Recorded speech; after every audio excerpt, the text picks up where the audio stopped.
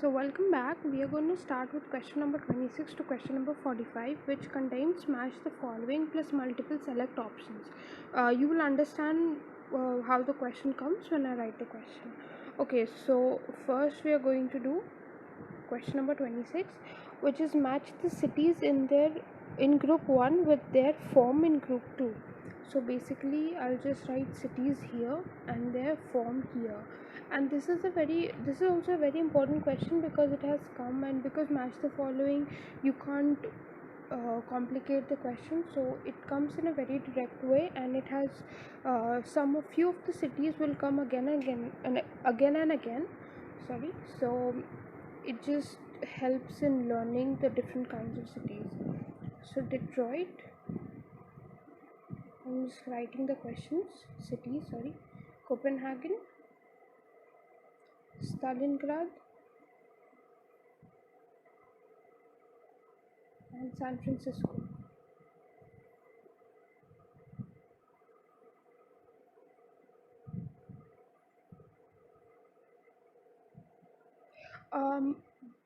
Basic things, what happens is that in one column there will be 4 options, and in another column there will be 5 options.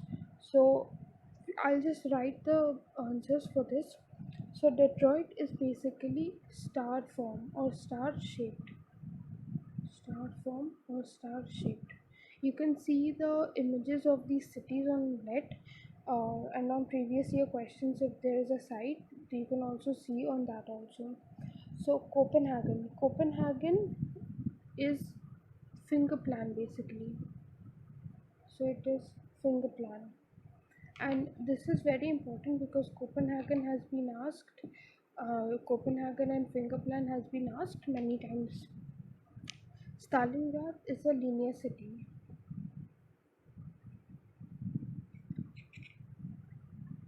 And San Francisco is defined as poly-centered net. A very good way when you are doing these kind of questions is that you get to understand the different, like, city planning shapes, and the theories given by planners and architects and geographers and biographers and everything, and also the books and the authors can be this is a very good way of learning them also. So this will be like your one-stop destination for all of that. So 27th question is match the visionaries with their concepts. So I'm going to write visionaries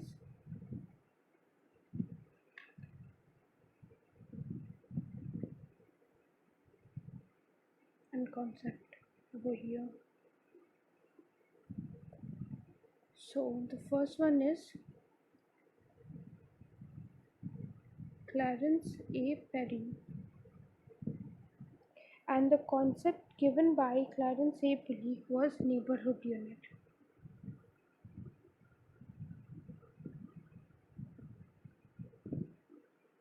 You can make your own way of learning um, the names associated, like you can take Perry and you can remember that it's associated with neighborhood unit or something which, like, you'll remember specifically. So I cannot teach you that because it will be specific for everyone. Then we have Konstantinos Doxiadis.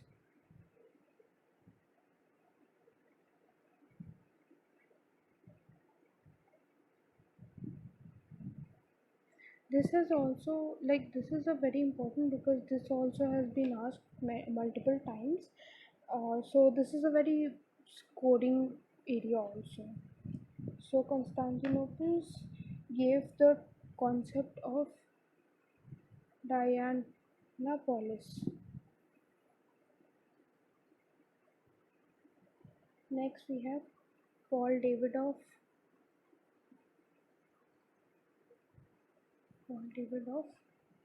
He gave the concept advocacy planning.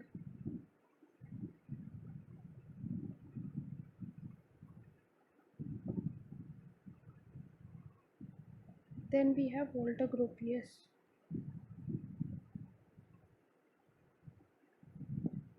He gave the concept of Bauhaus. Bauhaus School of Architecture, and this is also important. And one more concept which we had was in the option we had post modernism, which was given by Robert Venturi.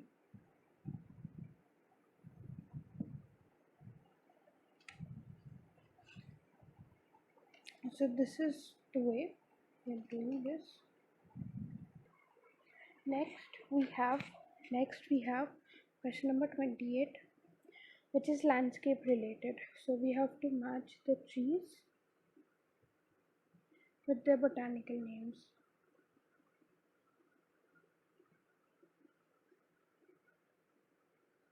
Match the following is also scoring in a way where if you match, like if you are confident about two matches, then also you can cut out the options which don't have which don't have those matches. So it becomes a scoring subject. So first we have moon, and this is also important because this has also been asked multiple times. All the plants and the flowers, so trees basically, they've been asked multiple times. So the botanical name of neem is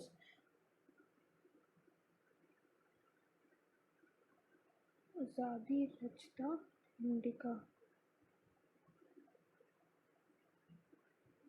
Then we have amalthus, which is Cassia fistula.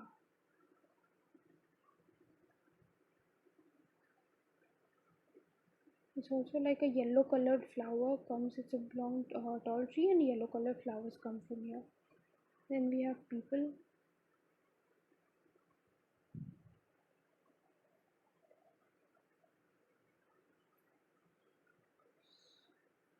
Ficus religiosa.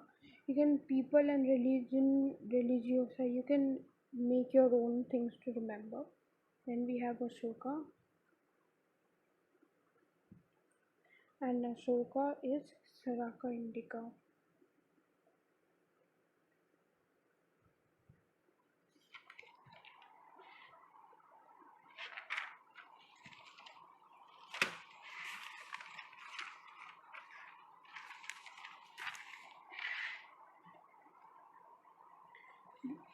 We also have one botanical name given in the option, which is Ficus bengalensis, which is basically banyan tree.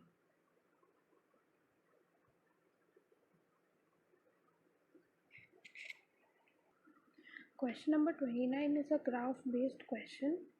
So basically on x-axis we have city size in terms of population. So x-axis has city size in terms of population, and on y-axis we have area under residential use.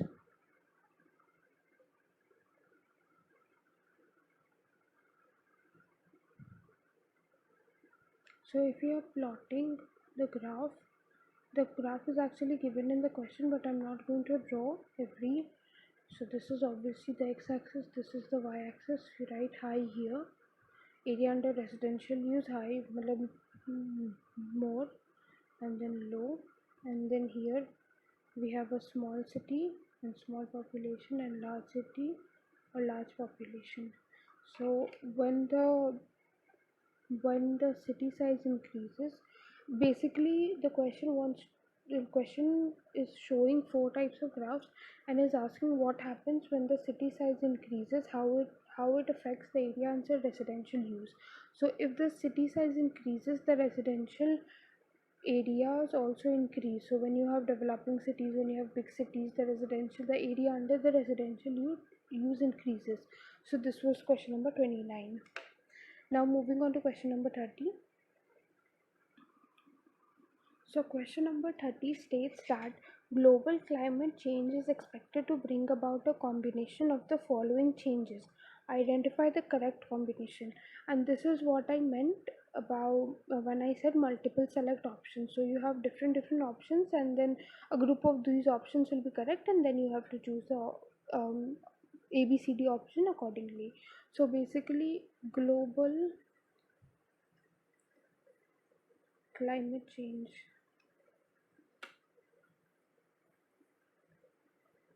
If you just see the options what it brings, so first is like P is increase in biodiversity,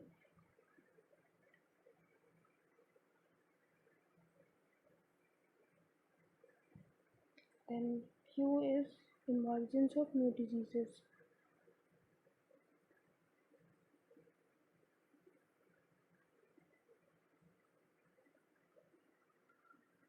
R is loss of biodiversity,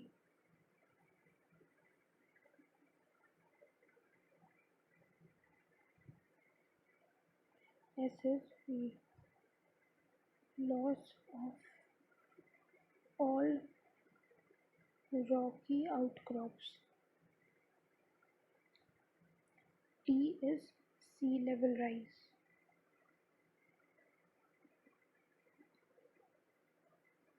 U is extinction of polar bears,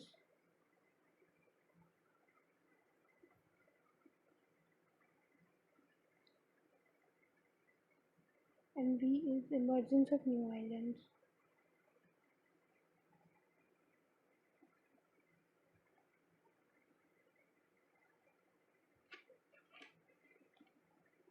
So basically the question was that these are all the impacts or the situations that will happen when what are the situations basically among all these which will happen when global climatic change takes place. So basically what will happen that we'll just go one by one. Increase in biodiversity means that the organisms are getting more diverse, they are evolving and everything. So when the climate change comes, this will probably not happen, so this is crossing. um, in the opposite, loss of biodiversity, this will happen because obviously climate change will take away many of the habitats of the animals and such, and emergence of new diseases will happen. And then we are coming just a very basic what will happen global climate. The glaciers are melting, so the sea level will rise. Now if the sea level is rising, so the extinctions of polar bears are already happening. When the sea levels are rising, obviously there will not be any emergence of new islands, so that.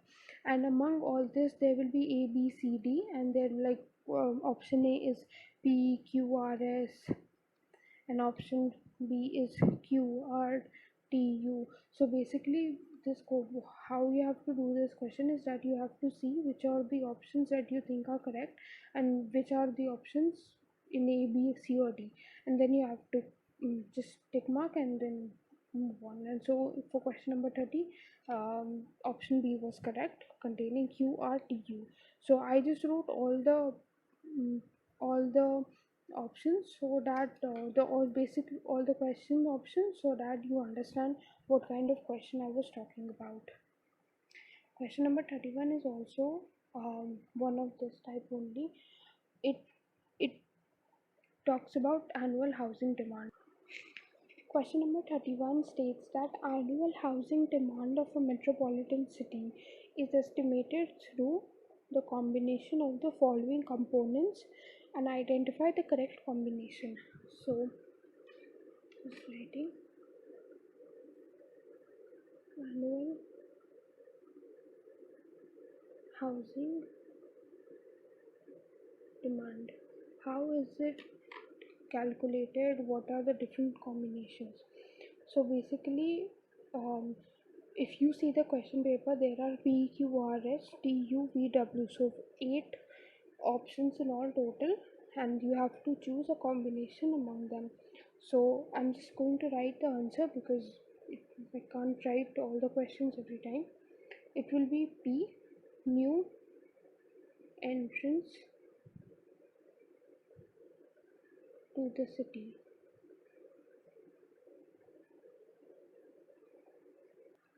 You also have to understand what is housing demand. Housing demand is basically when there is a need of housing. So when there is a need of housing, when there are new and um, whenever you are going to a city, you are going to a new city, you relocate to a city, you're going to look for houses. So that will be you are demanding a house. So basically that is housing demand. So P is one of the combinations that new entrants to the city increase the annual housing demand. I'll just read the next option. Q is elderly population living in cities.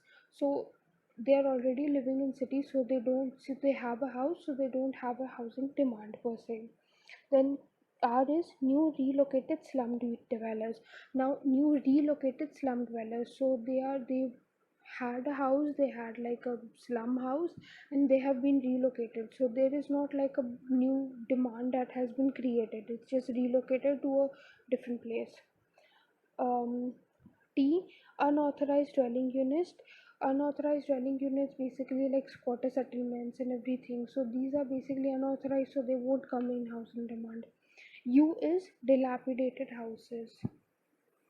So this will come because dilapidated means when there is damaged houses, old houses, basically the houses which cannot be repaired anymore, and they have to be broken down and from a new made from scratch basically. So dilapidated houses, if you're living in a house which is just cannot you cannot live anymore, then you will need a new house and you will get to create a housing demand.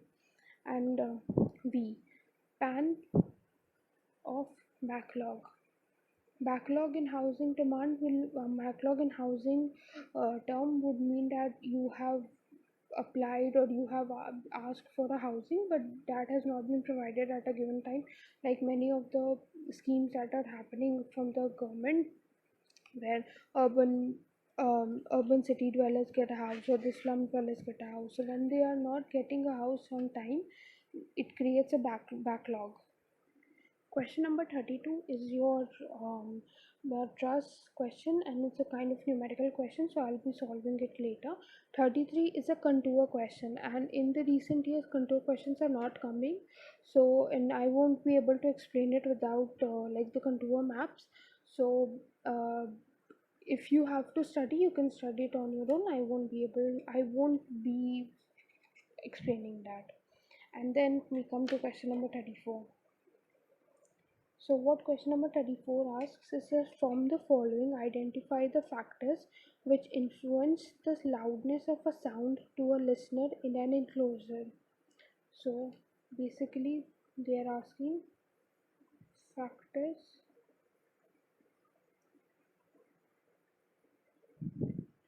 influencing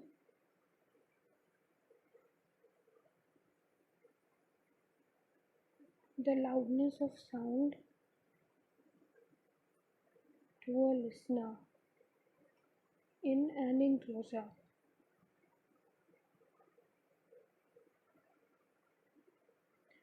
So what are the factors? So the factors can be, number one is loudness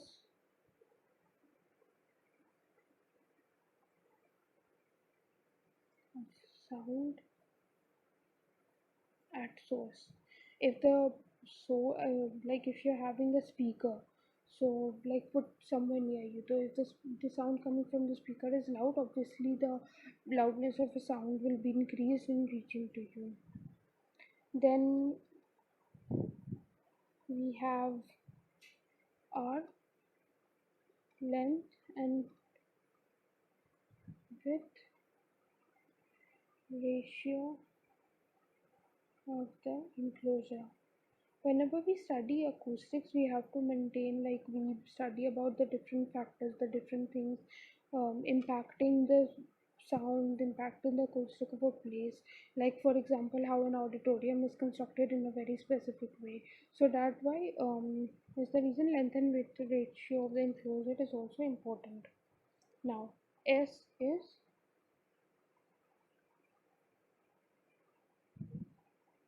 distance between source and listener. So basically where you are situated and where the sound is coming from. The closer you are to a speaker in an auditorium, um, the louder it will be, and the farther you are, the less loud it would be. Then you sound absorption coefficient of all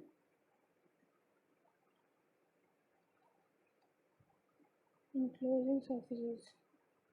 So basically, all the if you're in a room, and what is like, if you're in auditorium, so you have to use certain materials also which are sound absorption, which are sound reflection. So this is one of the main factors also. And then V, surface area. So basically you can also see if there's length and width ratio of the enclosure, so it will also depend on the surface area of enclosing surfaces.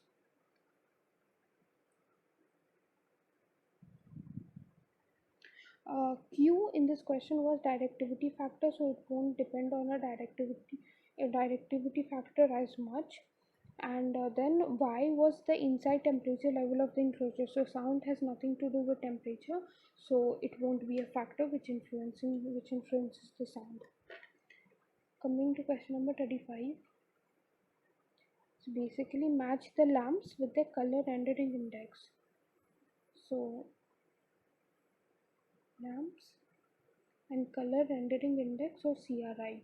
You can read about this, what it is, where it is used, on your own. So first we go with mercury vapor. The color rendering index is 40 to 55. Then we go with metal halide.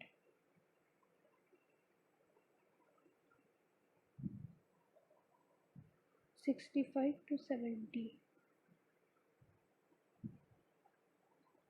Then we go with high pressure sodium.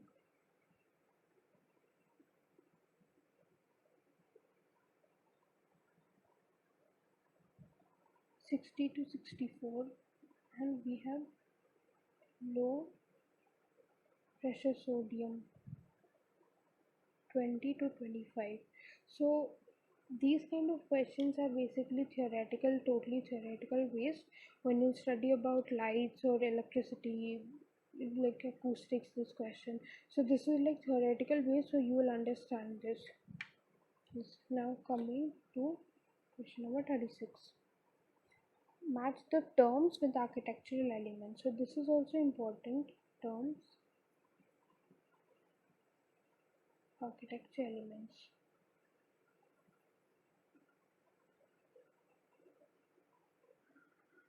So the first one, the term is tympanum. These can be like old terms also, like from Greek or Roman period or ancient Egyptian period. So that terms can also be associated, like what are they called? So tympanum is basically door or window bands. Now coming to proscenium. It was basically ancient Roman word. Proscenium is an auditorium stage.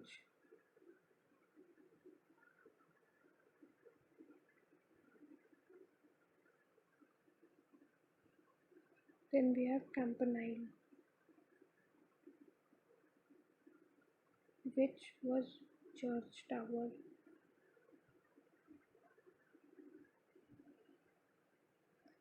We also have dimaxion. So basically dimaxion is designed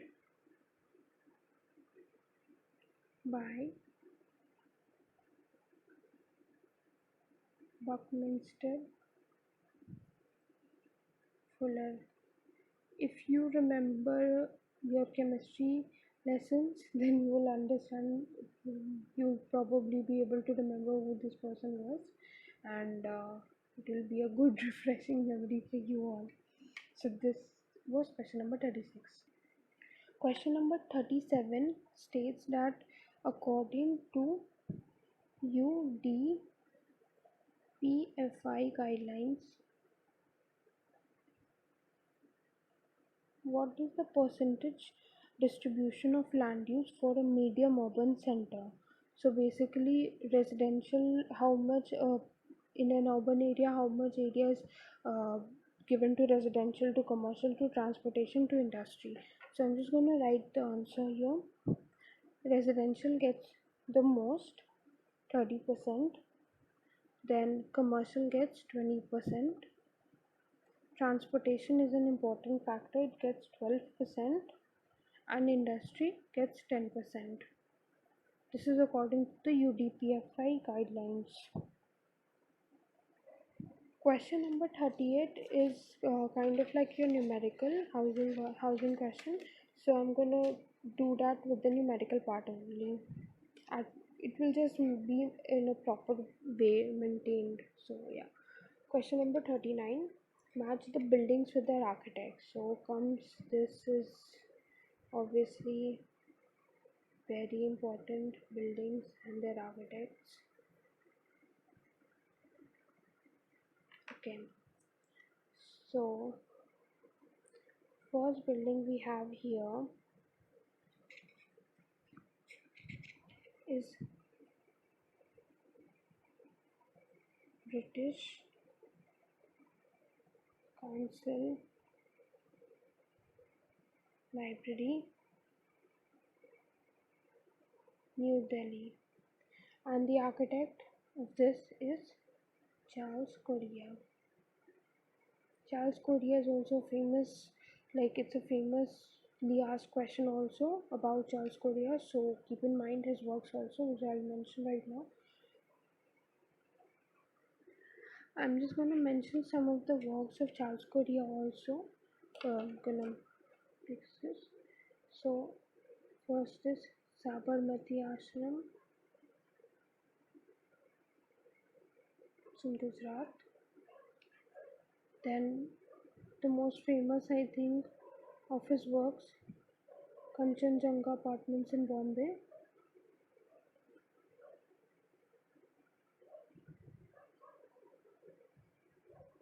We also have Ismaili Center in Toronto.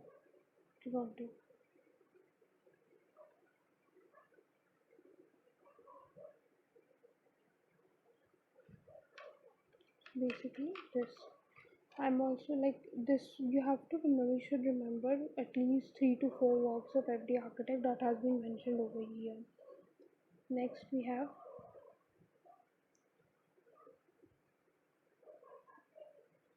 Osho Commune Campus, Pune. This is also Hafiz Contractor. Few of the works by Hafiz Contractor. Hafiz Contractor deals with a very like a glass facade look. So his buildings are easy to recognize if you know a few of them. So very recent one is DNF Ericsson in Gurgaon.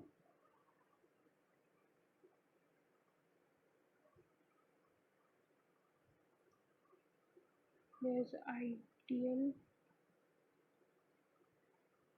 Topsia in Kolkata. DY Patil Stadium.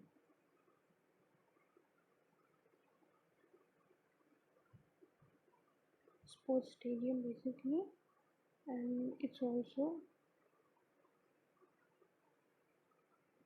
Mahindra World School in Tamil Nadu. Hafiz Contractor has also made Infosys main hub in Mysore and Bangalore. Next building is Sohrabji Godrej Green Business Center in Hyderabad. Platinum rated buildings, this is important also to remember. Architect is Karan Grover. Some of his works are Tata Multi-Speciality Hospital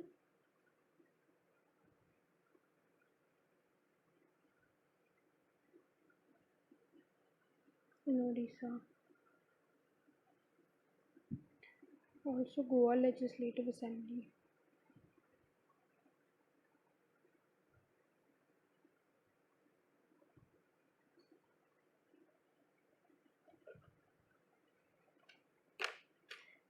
Then we have IIM New Campus, Ahmedabad. If you remember, this is 2010 question paper, so IIM New Campus was new maybe at the time, but right, or maybe when it was like uh, renovated, so that's why IIM New Campus saying.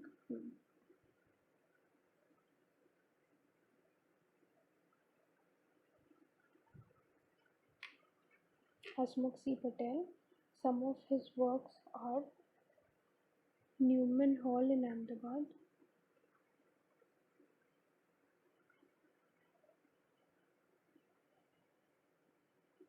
Dena Bank headquarters in Ahmedabad,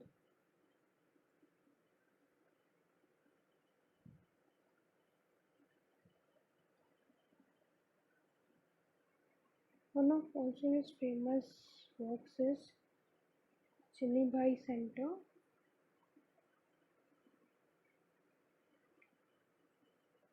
and Patang restaurant in Ahmedabad. So you can see like he has done most of his works in Ahmedabad only. One more option, like four buildings were given and five architects were given. So the next architect that was given was very famous, very well-known architect to us, V.V. Doshi. Also the Pritzker Prize winner in 2018, and very recently the British also gave him an award, very high award. So the works of B.V. Doshi are obviously Sept Campus.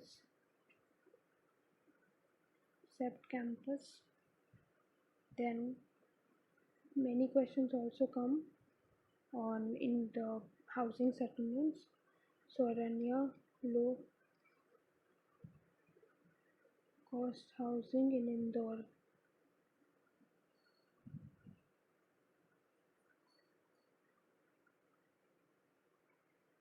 He has done many projects on like housing. So LIC housing in Ahmedabad. His office is also very well known, Sangat. If you happen to be in Ahmedabad, you should go and visit Sangat. He has also made the campus for NIFT New Delhi. Atira Housing, Ahmedabad.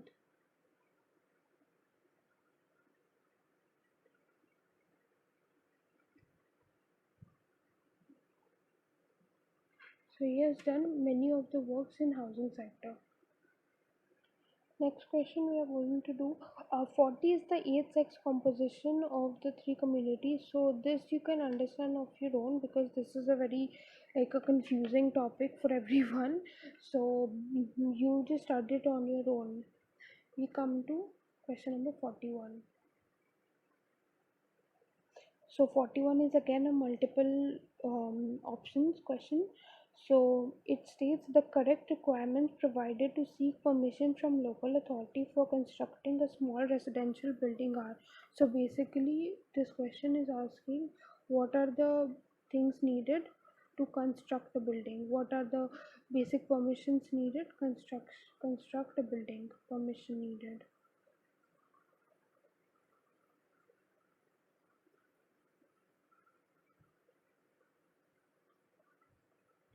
So if you have like worked, or if you have any idea of how this um, this is how this what permissions are needed. If you have any project which is actually a real life project, then you will find this very easy question.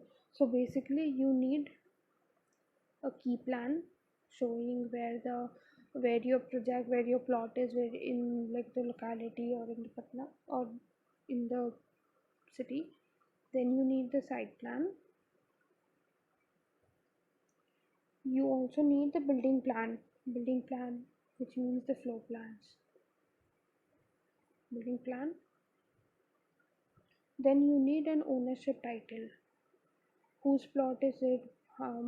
If you have a ownership title, if you have deed, what is the plot area according to the deed, and so on and so forth. Then you need a solid waste disposal plan. Right now you also need like a solid waste disposal plan. You also need rainwater harvesting, where will you do the rainwater harvesting, and so on and so forth. And you also have to leave a certain area for the greenery, also for the landscaping, according to your plot size, according to the setbacks left. So it's a very like many things are required, but these basically four was in this question, so these are required. Question number 42 is again an AutoCAD based question. So you can see like in 2010 only twice AutoCAD based questions have been asked, but in recent years it like the frequency has reduced.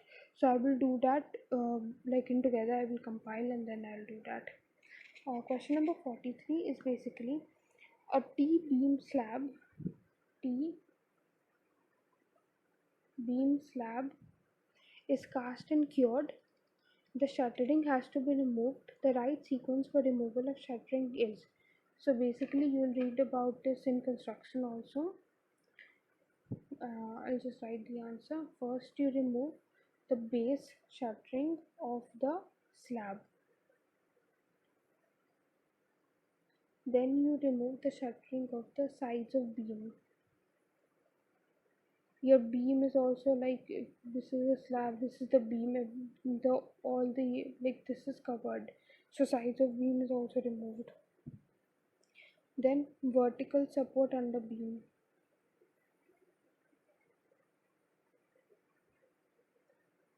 Support under the beam. And then you remove at last base of beam. So this is basically the process of how to remove the shuttering of the beam slabs. Now coming to the question number 44. 44 is saying bioclimatic chart. Bioclimatic chart by Victor Olgay shows the relationship between. So relationship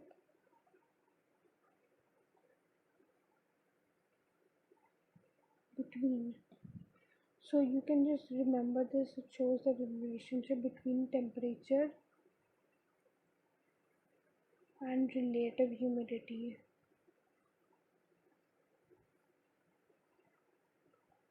You can just remember this. This is you will study in climatology also.